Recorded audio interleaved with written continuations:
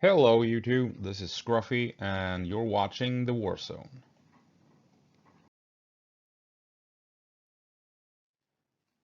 And in this video we will be addressing the fact that Russia is on all-out assault down in Ukraine in places such as Kreminna, Bakhmut, Abdivka, Marinka and a couple of other places. But we will focus on Kreminna and Abdivka. And just a heads up before we move on, I'm recording this in the middle of the night, so I'm super tired. I'm drinking coffee like a madman, trying to stay awake. So if I'm rambling, if things seems a bit off, it's probably because I'm high on caffeine and about to fall asleep, so my brain is not working as it should. Just a heads up. So we're starting out with Kreminna and a bridge too far. So we're locating Kreminna in the red box here, as we can see on the frontline map. So let's check it out. And it's no small thing that Russia has accomplished here in the space of 24 hours. If we have the red circle as reference, you can see that Russia, out of nowhere, advanced and gained control over roughly 9 to 10 square kilometers. And a pretty big deal, to be honest. And we're gonna be exploring exactly why this is a big deal and why it is important. And we will take a look at two locations that is of importance for the Russians in this advance of theirs. So here we have the northernmost part of where the Russians have advanced further westward into Ukrainian-held territory. And as we can see here, it is 3 lanes, windbreaks, and a couple of forested areas. And by the looks of it, the main fighting is probably being conducted in this forested area right between the Russian and Ukrainian lines. It seems the most logical place for Russia to send in troops in order to advance, relying on cover and what have you.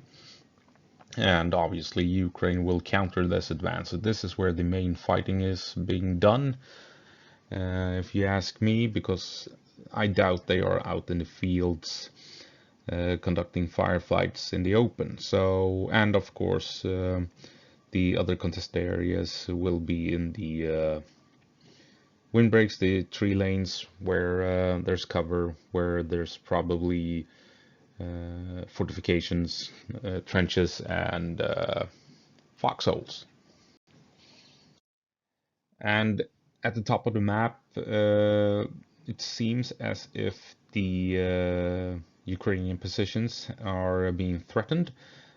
So that could indicate that Russia has made a dash across the field from their controlled windbreak and made a dash into Ukrainian positions. Or they are just directing vast amount of firepower into those Ukrainian positions. That could also be it. But it wouldn't have surprised me, since the distance is pretty short, that they made an attempt to cross and engage the Ukrainians in close combat. And that is why the tip of the force there is listed as contested. And why is this fight important? Well, in the next slide, we will take a look at the road that you can see at the bottom of the image. Ukrainians are defending that road and Russia is trying to move in on it. And in the next slide, we will explore why that road is important and why that road is Russia's main objective. Right, so the brown-orange circle is that forest that we were talking about in the previous slide, where the main fighting is being conducted. And south of that, we have Ukrainian and Russian positions centered around this road that is going from controlled Russian territory straight west towards a town of Terni. And this road leading to Terni is what the Russians are after, because at the end of the road, you have the town of Terni, obviously, and a bunch of bridges. And this is what the Russians are after in this area. This is the crucial pieces in the terrain that can help the Russian war effort. This road that can later on be used for logistical purposes, and then of course the bridges that will allow Russia to cross the river up ahead. And in order to make use of this road, they need to reach Terni and they need to secure the town. And in order to do that, they need to secure these two valleys, small valleys that I've marked with the dotted red lines and the arrows. So Russia will probably be pushing west through these two valleys, and this is where the heavy fighting will be conducted, where Ukraine can hold the line. These two valleys are choke points. Obviously, it's going to be easy for Ukraine to send in artillery to counter the Russians, but it's also basically the best terrain features where you can send in troops and infantry, because it will be cover and it will allow the Russians to remain hidden from the vast open fields and the free lanes of fire from the Ukrainians. I also thought it was interesting to highlight some important defensive terrain features along the road that the Russians are after.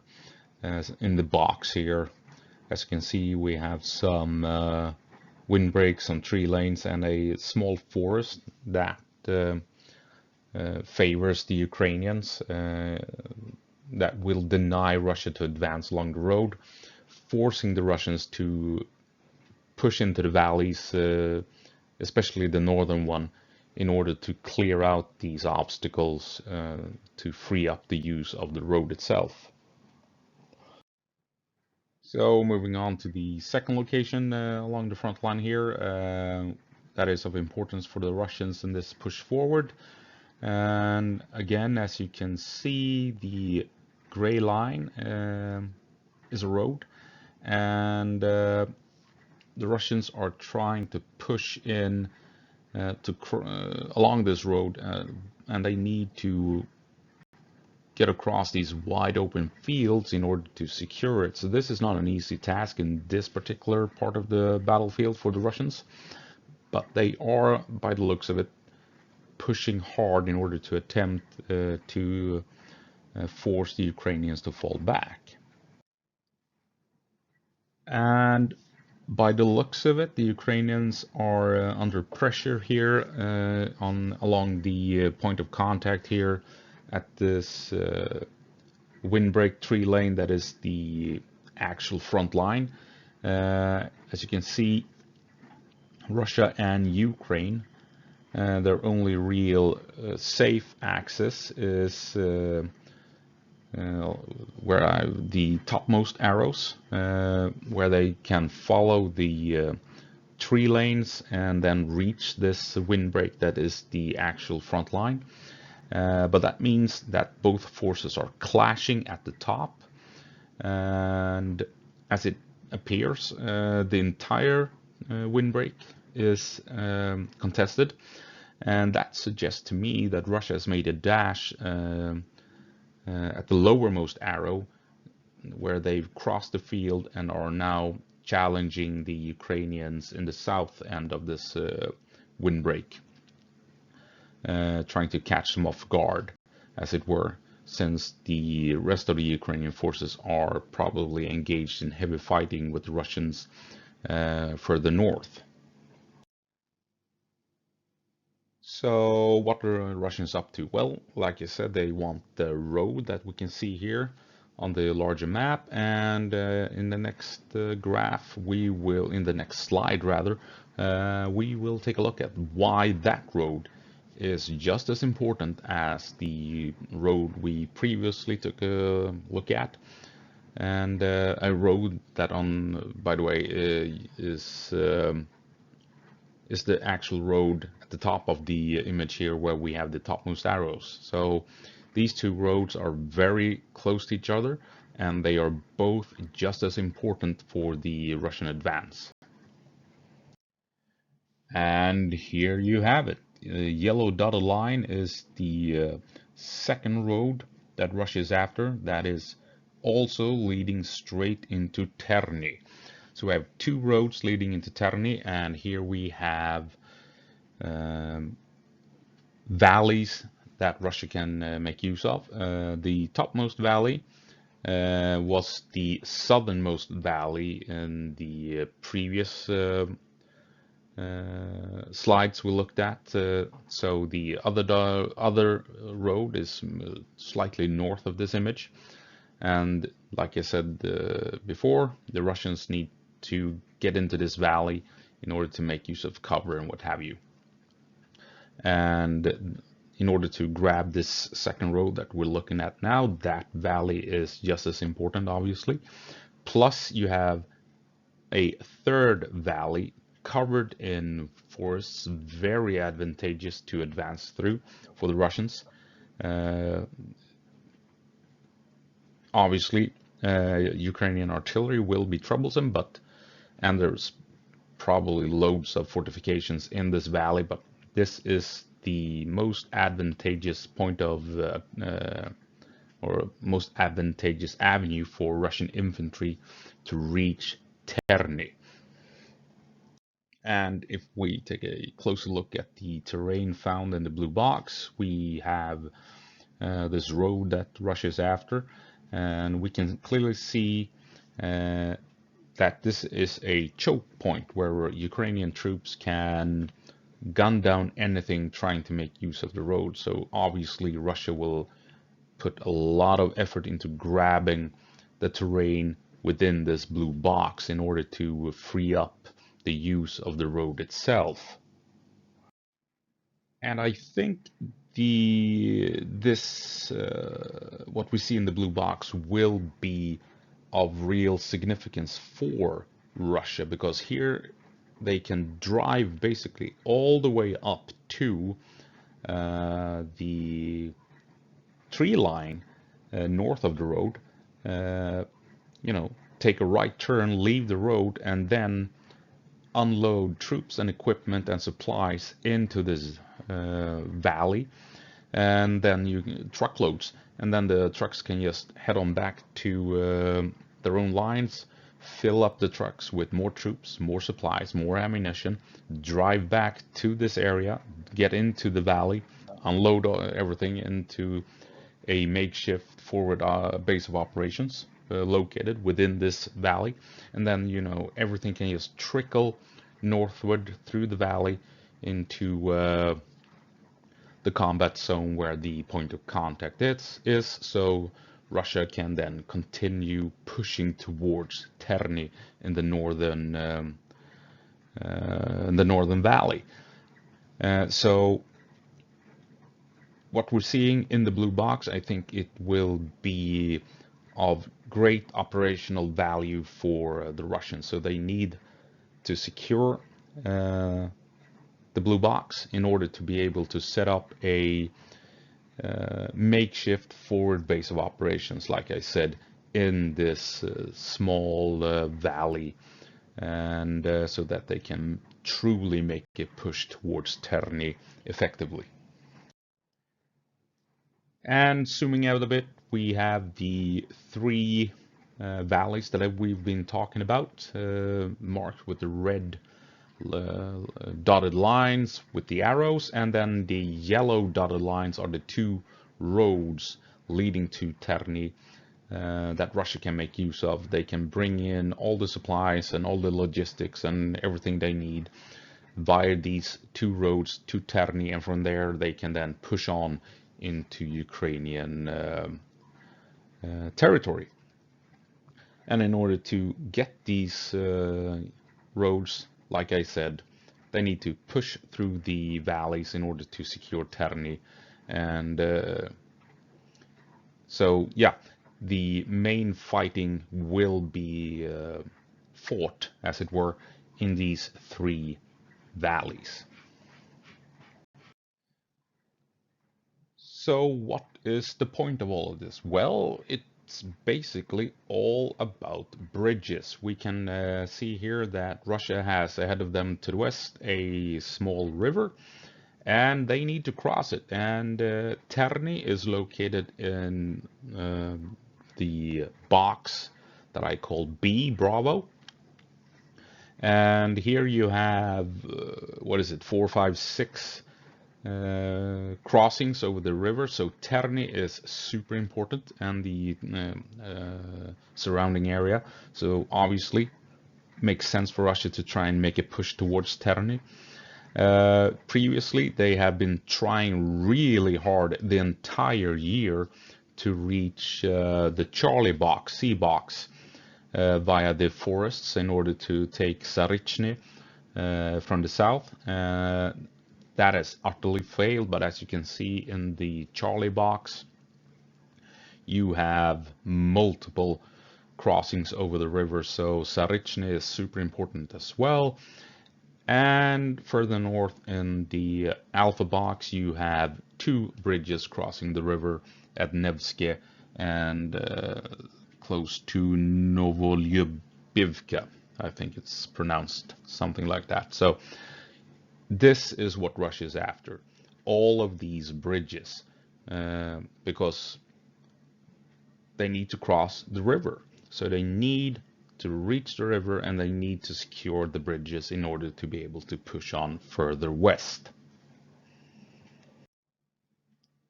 And if we zoom out a bit more, we can get a sense of the strategic value of what is currently going on the tactical and operational level west of Kreminna.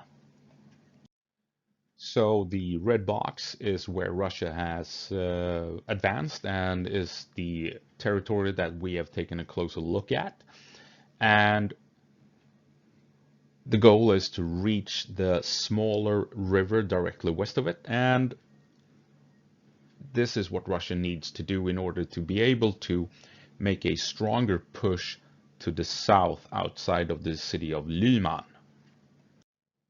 And this is, of course, part of a greater effort on the strategical level where Russia is trying to secure all the territory east of the Oskil River, this large river that goes from the Russian border in the north through Kupiansk down to Borova, down to Lyman, and then it turns eastward towards Sieverodonetsk.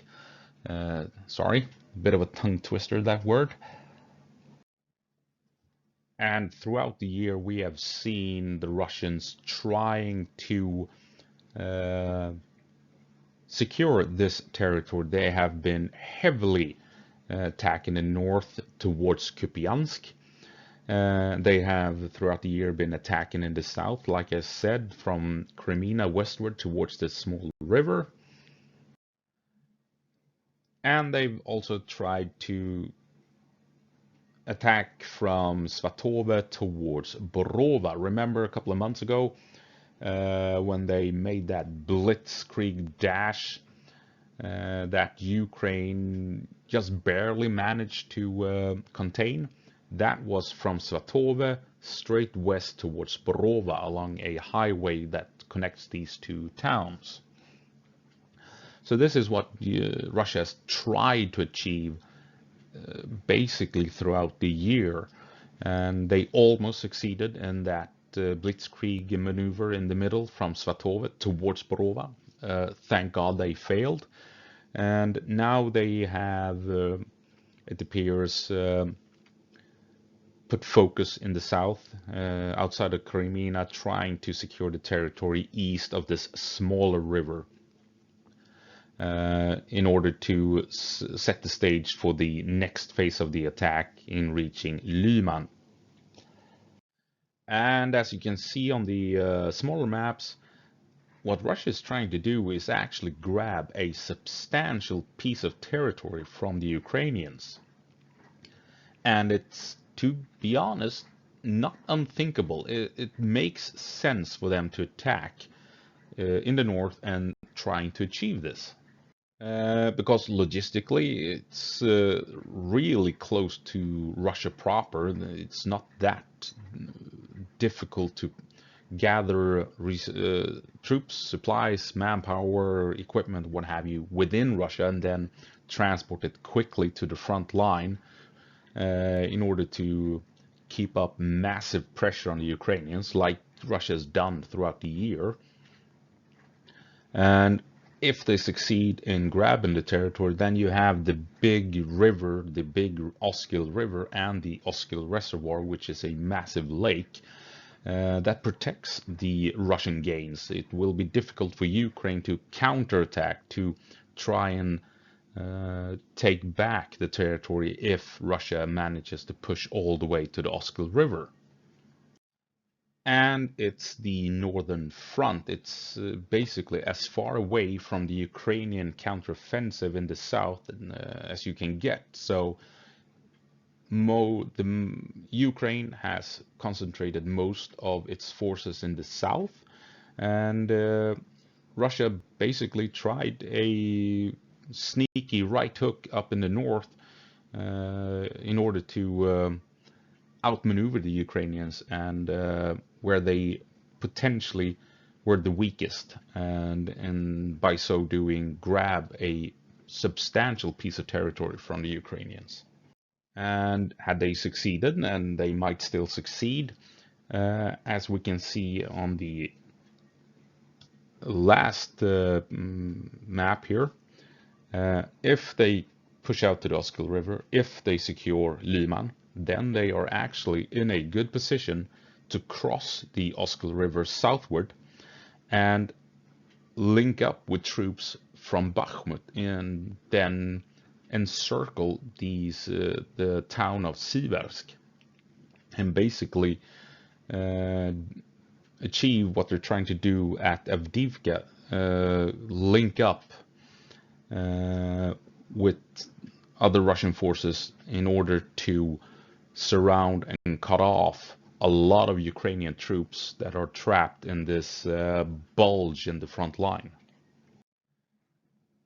And on that note, we will now move on to Abdivka and take a closer look at the actions taking place around the small town of Stepove, where Russia is trying to cut the supply lines. So to begin with, we're going to take a look at the front line, and in the red box is the location of Abdivka, and the Russians and the Russian attempt to surround the city and cut them off from all reinforcements and supplies. And in order to achieve this, the Russians have made substantial gains north of Abdivka. Abdivka is located outside of the images in the lower right corner. So this is taking place north of Abdivka, these two maps that we're looking at here. And as you can see, in the space of a couple of days, Russia has managed to push forward and secured territory within Stepove, and they're also pushing forward north and south of the town. At the same time, Ukraine has made a slight push south of Stepove, pushed the Russians back in the windbreaks. But overall, Russia has made substantial gains towards the town itself and are now even contesting a windbreak directly north of Stepove. And the situation kind of looks like this, where we have a windbreak far south. Here Russia is trying to push in through the 3 lanes. Ukraine is holding the line. In the middle 3 lane, Ukraine has pushed Russia back and secured territories directly south of Stepove. Unfortunately, Russia has managed to push into the town itself and secured the outskirts, slightly moving in through the trees directly north. And then even further north, where the windbreak expands northward from the town, it appears as if Russia has managed to make a dash over the fields in order to contest the windbreak itself. So I suspect we have Russians in the northernmost part of the windbreak, and then Ukrainians are trying to deny them the ability to push southward towards the town. And if we take a look at the deep state map and the contested area, it appears as if Russia has managed to push further west than the windbreaks north of Stepove. And that could indicate that Russia is making use of this small stream in order to advance across the open fields and still have cover doing so.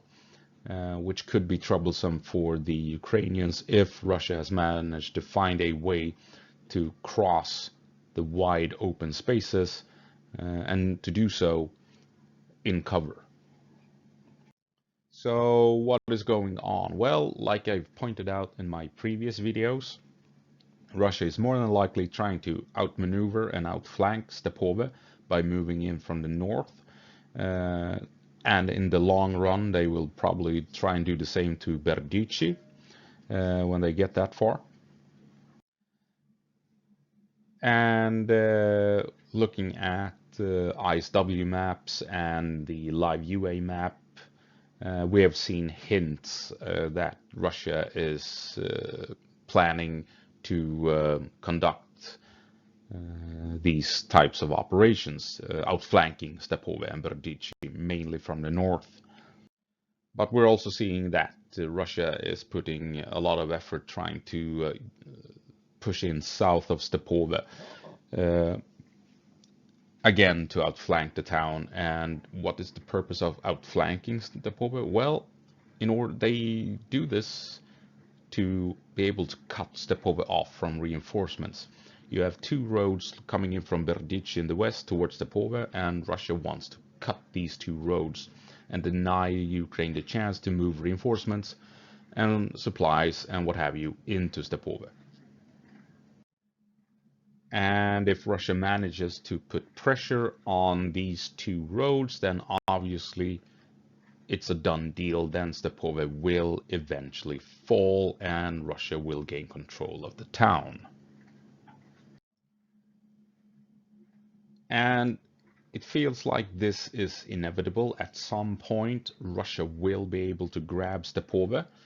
And when that happens, they will obviously be in a good position to continue west towards Berdichi. But like I've talked about in my previous videos, they will also be in a good position to continue south. And I think it is more than likely that Russia actually will head south, pushing down along this country road that I marked with the white dotted line. Because from the 3 lane that Russia is currently contesting, if they gain control of it, like I suspect they will in maybe a couple of days, maybe a couple of weeks, then following the country road south, after about 2 kilometers, they will actually reach the first real supply route leading into Abdivka. And that is a supply route that leads straight into the very important coke plant. And if they get that far, it's only another kilometer along the same country road to reach the very, very, very vital supply route, the main supply route into Avdiivka, going from Orlivka through Lastochkine. So, and if Russia manages to reach these two supply routes, then that's basically all there is. There is one more further south of Lastochkine, one more supply route, but Russia is currently pushing in from the south towards that one. So basically, if they manage to push in from the north, like on these two supply routes, then I think Avdiivka is well and truly on its own. And the scary part is that, at least looking on the map, it looks like it should be fairly easy for Russia to pull this off. Because, yes, there's trees following the entire length of the country road that they will have to fight their way through, but the entire area is surrounded by wide open fields. So Ukraine only really has 2 points where they can mount a proper defense along the entire length of the 2 kilometers. And the first one will be at the mouth of a small valley with a stream where you have some bushes and trees and what have you. This will be the first obstacle for Russia in their push south, and after that you have a windbreak basically connecting the coke plant with the country road. And that will be the last line of defense. Because if Russia pushes past these two, if they take control of these two obstacles, then they quite literally have an open road to the first supply route. So Ukraine,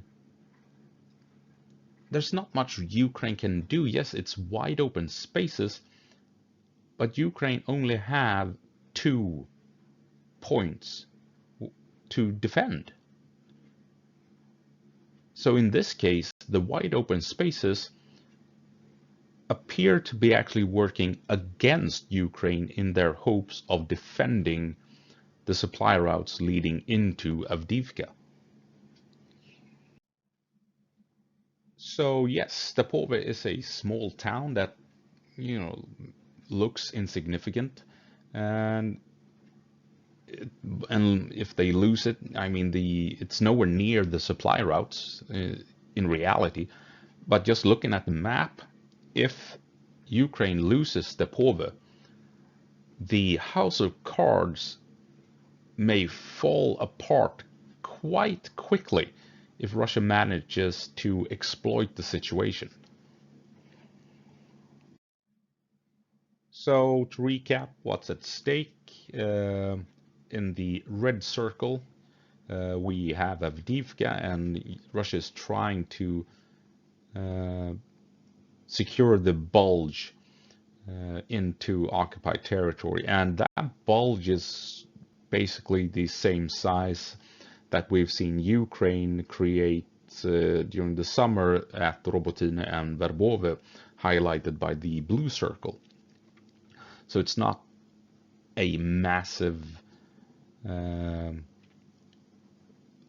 gain that Russia will secure if they pull it off, but still, it's a town that will be conquered by Russia, and they will obviously be able to use that for propaganda purposes, even if it won't affect the front line in any major way. However, looking at what's going on outside of Kreminna, where Russia is pushing towards this smaller river, if they pull that off, well, then they are in a better position than they've been the entire year in trying to push westward towards the Oskil River. And if they, in the end, pull that one off, reaching the Oskil River, they will secure a substantial piece of terrain, and that Ukraine managed to liberate last year. So, to be honest, I'm actually more worried about what's going on in the north outside of Kreminna because that has strategical implications that could actually allow Russia to put in a lot of effort to achieve this greater strategical goal of pushing all the way west to the Oskil River. And there's been rumors that Russia is actually mounting a large force in the north that will strike out against Kupiansk. So this could all be linked, that they're pushing hard in the south at Kreminna in order to set the stage for this larger push in the north towards Kupiansk so that they can break the Ukrainian lines and push west to the Oskil River. So that's why I think the situation outside of Kreminna is more dangerous for Ukraine than what we're seeing at Abdivka. Sure, if they lose Abdivka, it's going to be a hard blow. Russia will be able to spin it for propaganda purposes, but that's about it. It won't affect the front line. It won't threaten the Ukrainian front overall. It's just going to be another Bakhmut where Russia has lost an insane amount of troops in order to grab one city, and then they can spin that for eternity for propaganda purposes. And Avdiivka will be something similar. So Russia will, if they grab Avdiivka, then they can say, haha, in 2023 we grabbed Bakhmut and Avdiivka and Ukraine failed in everything. So that's going to be the spin, the Russian spin on the events of this year, truthful or not. I mean, they're going to claim that Bakhmut and Avdiivka have much more relevance for the war effort than they've actually had. But in terms of an actual threat to Ukraine and the Ukrainian war effort, I am far more concerned about what's going on in the north, where Russia appears to be setting plans into motion to once again try and push west to the Oskil River. And if they do that, like I said, then they can surround Siversk and they can push out towards Sloviansk and Kramatorsk. How likely it is that Russia grabs the larger cities of Kramatorsk and Sloviansk, I don't know. But those cities will still be under threat. And, you know, that's a bad position for Ukraine to be in. Well, enough of this bullshit. This is it, the end of the video. And like I said, it's in the middle of the night and I have basically poured a ton of coffee into my system. And wouldn't it be embarrassing if you thought that this video is no different from any other video? I don't know what that should tell you about my ability to put together videos. But it is what it is. And I'm tired, I'm high on caffeine, I'm rambling. That's all there is to it. Go på march Ukraine, give them hell. Do not give up.